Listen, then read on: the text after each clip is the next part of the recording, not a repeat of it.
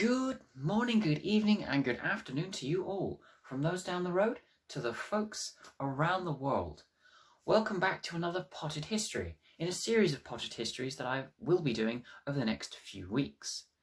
Last week you will have seen me do a Potted History all about the VE Day celebrations, and the week before I did one on the Phoney War, which is the period of the Second World War conflict between September 1939 and May 1940, the sort of preliminary stages, if you will. This week I will be doing the Burma Campaign. I will look at the Burma Campaign from 1942 to 1945. I will try to, in my short period of time, in my short 20-minute slot, I will tell you all about the Burma Campaign, the entirety. I have chosen each of these potted histories and all of these topics previously and in future because they all have a special resonance with the events of 2020, and some of them are being landmarked for their particular anniversaries. So last week for the VE Day celebrations, they were celebrating the 75th anniversary. And for Dunkirk, which I will be doing in a couple of weeks' time, that will be celebrating its 80th anniversary, the tremendous Dunkirk spirit that we had. But I've decided to do Burma this week because of the commendable work that Captain Tom has done over the past few weeks for the NHS charities, raising over £32 million for the NHS charities. And while his exploits raising money and being a hero for 2020 has been widely consumed and widely sort of broadcast, and all of which I am completely in favour of, and express that if you don't know who he is, please go check him out because he is an incredible person. But I thought that being a history-based channel, I would look at Captain Tom's, or Colonel Tom now, because he was recently promoted. I would look at his time in Burma, and so, well, not necessarily his time in Burma, but look at the Burma conflict to see sort of the context of where he was and where he came from a little over 75 years ago. So, without further ado, I will make a start on my potted history for the Burma Campaign.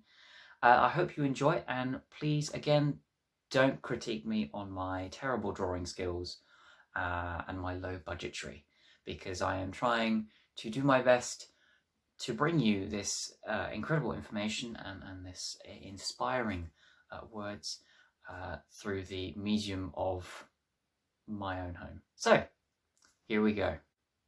So here you can see this very basic map of Southeast Asia.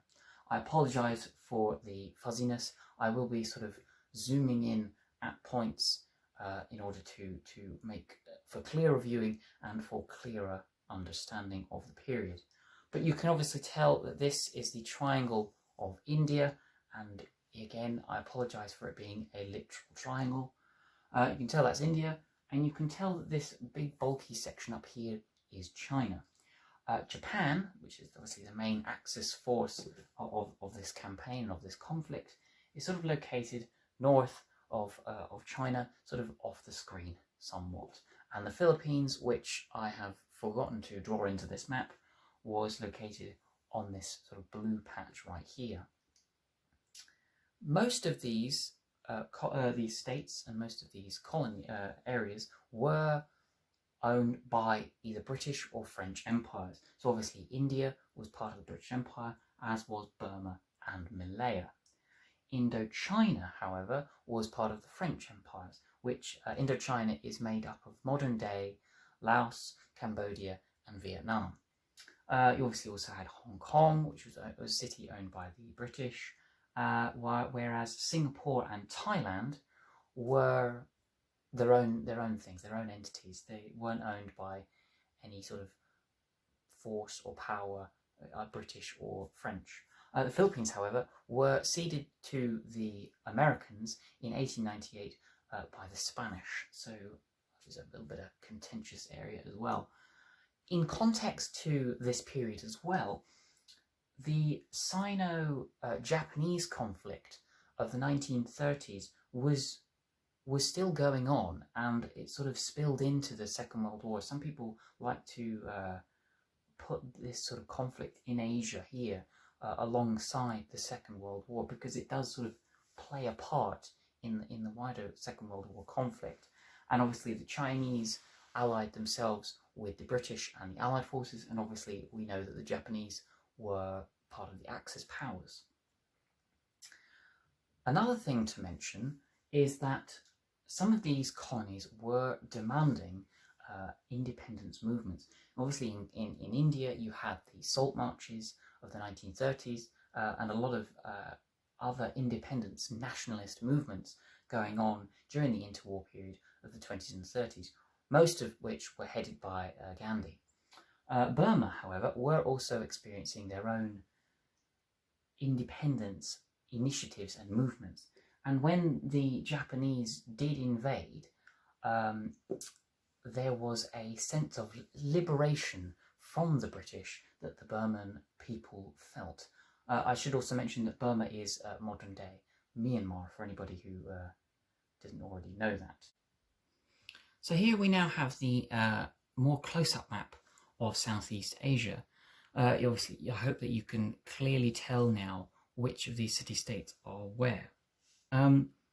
So, December 7th, 1941, the Japanese attack Pearl Harbor in America, and the Americans are quick to respond by declaring war on the Japanese. But the Japanese were also very quick to respond to this response by attacking the Philippines not 9 hours after their initial attack on Pearl Harbor. Obviously, I mentioned earlier that the Philippines were an American colony or state, however you want to describe it, since 1898. So it is a very sort of tactical move against the Americans to stop them from using the Philippines to get into Southeast Asia and to potentially hinder the movements of the Japanese. Thailand was initially neutral in these early days of this Burma campaign and the Japanese occupations, but within about a month, in January 1942, the Thailand government decided against neutrality and allied themselves with the Japanese. So with this extra support that they had, obviously the Philippines was down by May 1942, Singapore was down by February 1942, as was Malaya. Indochina had been taken around the same time as the Philippines, and the cities of Mandalay and Rangoon were taken by March of 1942. So you could just see in a matter of months, these areas of Southeast Asia have been quickly taken by the Japanese and Thailand forces. Now, interestingly enough, Burma and Malaya were hailed the Japanese as liberators because they had, obviously, they had been British colonies, both Malaya and Burma, and these two states decided that the Japanese were the heroes, they were the liberators of their peoples.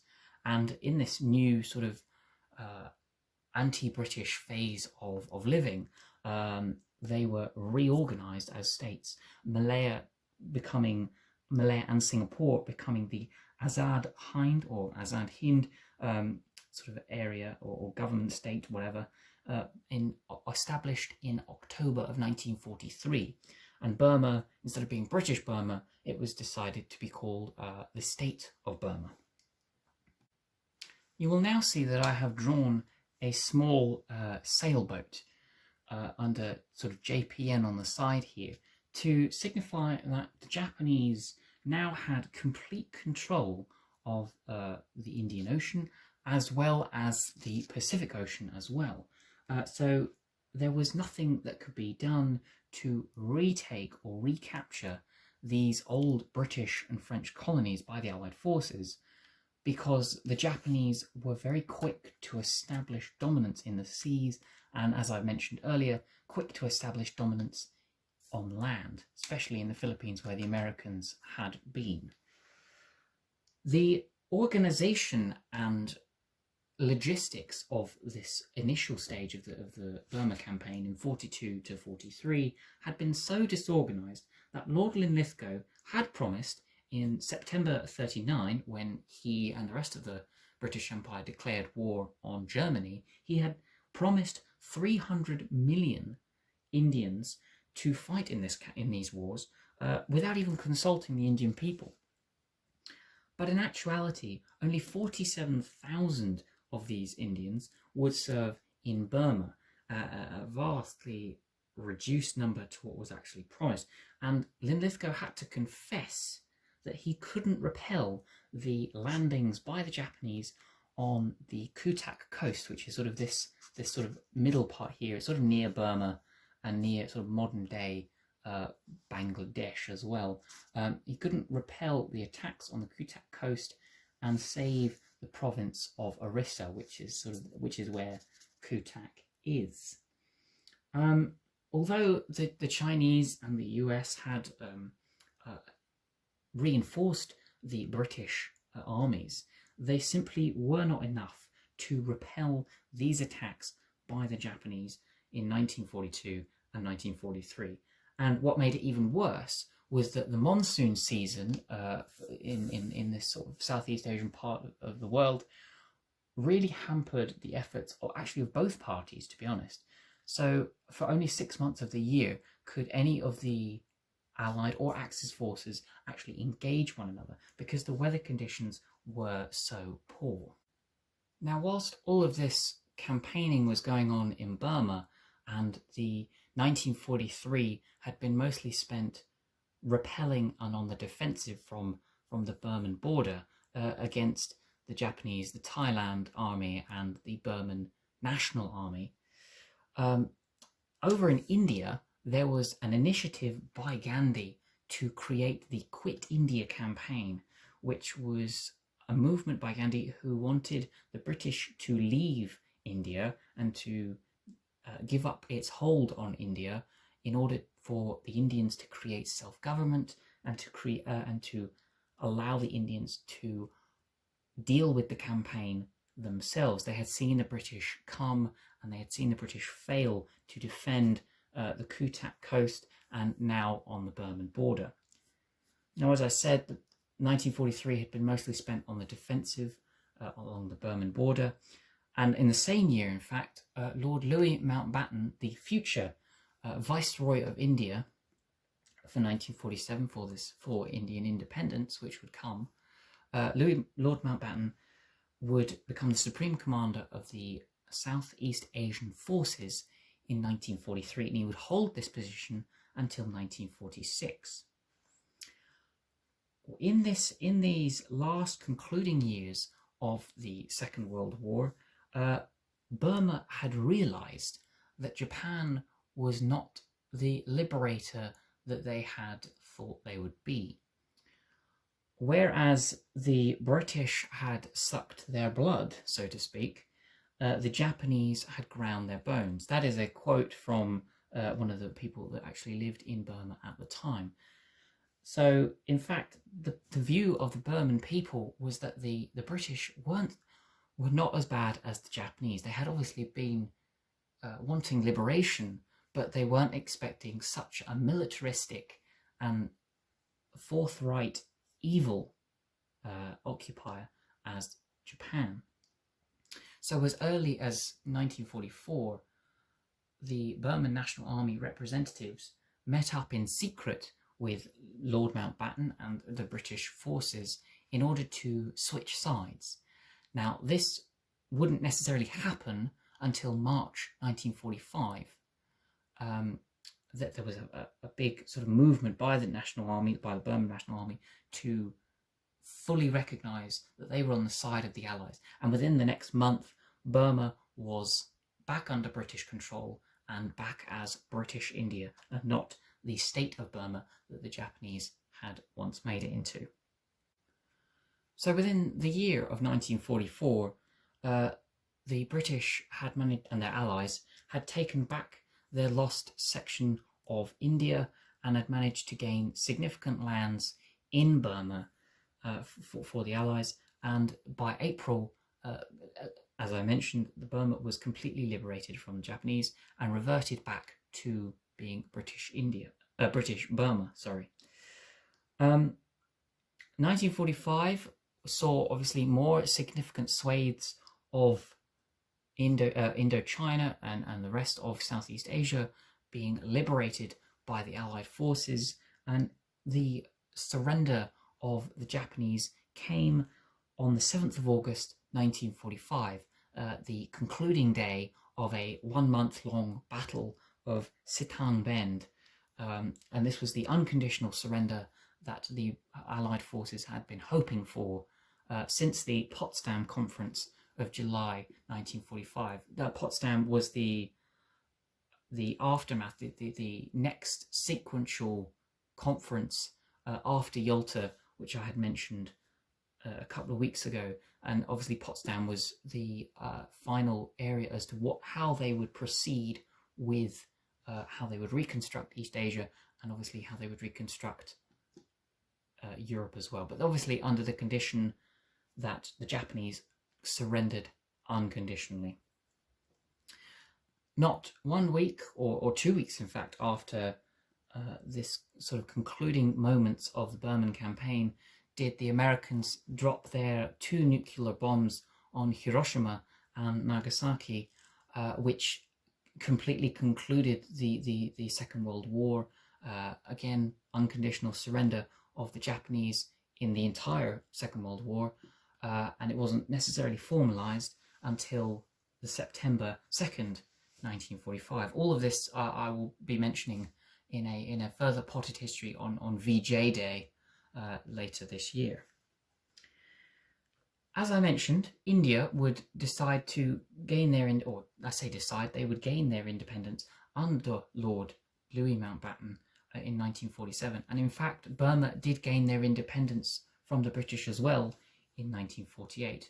Indochina would split itself into the 3 countries that we know today, that is Laos, Cambodia and Vietnam. However, by the end of the 40s, the French now no longer held control over these states. They had obviously been devastated over in Western Europe and could not necessarily keep control of their own colonies.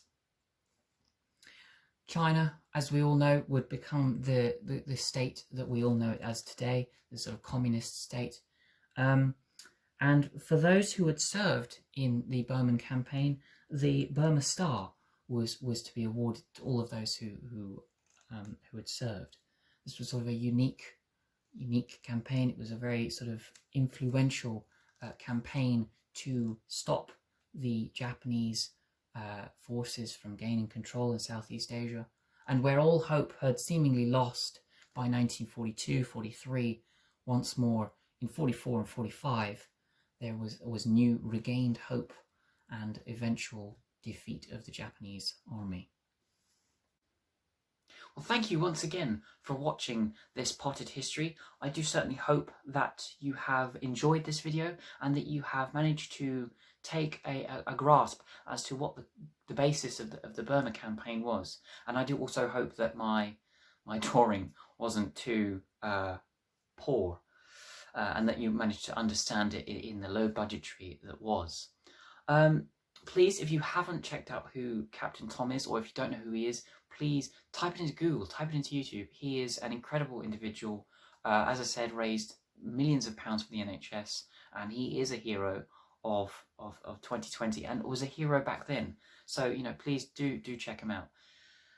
Also, if you did like this video and you did enjoy what I've been doing and what I've been doing over the past few weeks and next week, drop a comment on anything that you would like to mention about the Burma campaign, or anything that I may have missed or may have forgotten to mention or that was of great significance.